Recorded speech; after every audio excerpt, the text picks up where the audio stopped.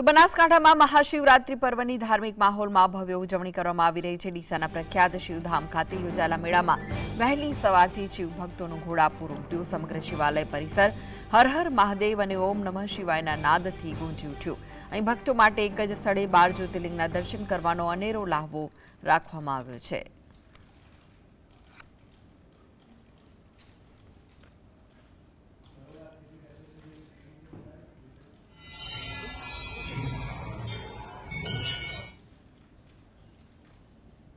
તો વધુ વિગતો માટે જોડાઈ ગયા છે બનાસકાંઠાથી સંવાદદાતા ધ્રુવ। આજે શિવરાત્રીનો મહાપર્વ છે। શિવ મંદિરોમાં વહેલી સવારથી જ ભક્તોનું મહેરામણ ઉમટી રહ્યું છે। ત્યાં હાલમાં કેવું લાગી રહ્યું છે? ભક્તો કેવા આવી રહ્યા છે ત્યાં ને શું કહી રહ્યા છે ભક્તો?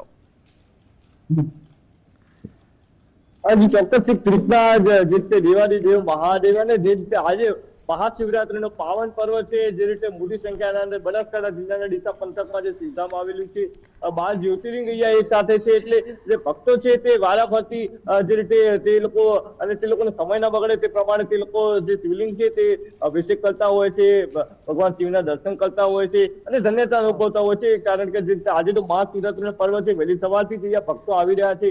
મોડી સાંજે જે રીતે 5100 દીવડાઓની આરતી પણ થવાની છે। આપણી સાથે સ્થાનિક ભક્તો જોડાયા છે। શું કહેશો?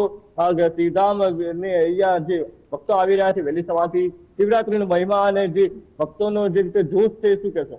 ઓમ નમઃ શિવાય। આજે આપણા દેવાધિદેવ મહાદેવનો સૌથી મોટો તહેવાર એવો શિવરાત્રીનો તહેવાર છે। આજના દિવસે શિવધામની અંદર આજુબાજુના ગામડાઓથી તથા ડીસા શહેરમાંથી લાખોની સંખ્યાના અંદર લોકો ભક્ત દર્શનાર્થે અહીં આવે છે।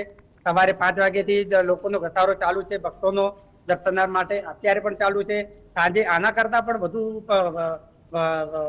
ભક્તો દર્શન કરવા માટે અહીં પધારતા હોય છે, પૂરા પરિવાર સાથે પધારતા હોય છે।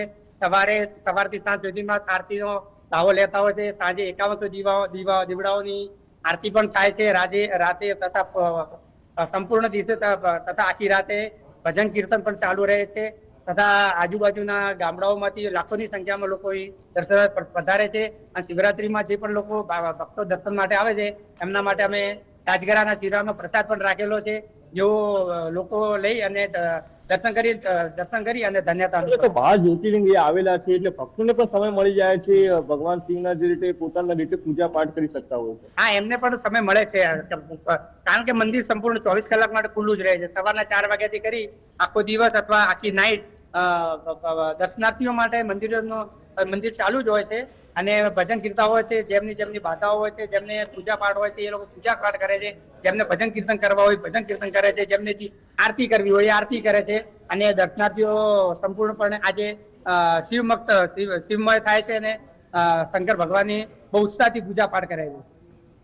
તો જે ભક્તો છે વહેલી સવારથી જ બનાસકાંઠા જિલ્લાનું જે ડીસાનું શિવધામ છે તે આગળ આવી રહ્યા છે। 12 જ્યોતિર્લિંગ છે એટલે ભક્તોને પણ સમય મળી જાય છે પૂજા પાઠ કરવાનો, જે રીતે બીલીપત્ર ચડાવતા હોય છે, દૂધનો અભિષેક પણ કરતા હોય છે। એટલે વહેલી સવારથી જે ભક્તો છે તે બનાસકાંઠા જિલ્લાના વિવિધ જે શિવાલયો છે, જૂના પ્રાચીન માનવામાં આવે છે, ત્યાં આગળ પહોંચી રહ્યા છે, દર્શનનો લાવો લઈ રહ્યા છે અને જે રીતે ધન્યતા પણ અનુભવી રહ્યા છે। જો કે શિવધામ ખાતે 5100 દીવડાની જે રીતે મોડી સાંજે આરતી થવાની છે, તેમાં મોટી સંખ્યાના ભક્તો છે તે જોડાવાના છે। જો કે હાલ તો બનાસકાંઠા જિલ્લાના ડીસા પંથકના અંદર જે સમગ્ર વાતાવરણ છે મહાશિવરાત્રી પર્વને લઈને ક્યાંક શિવમય બન્યું હોય એવા દ્રશ્યો જોવા મળી રહ્યા છે। દીકરી જી, આભાર માહિતી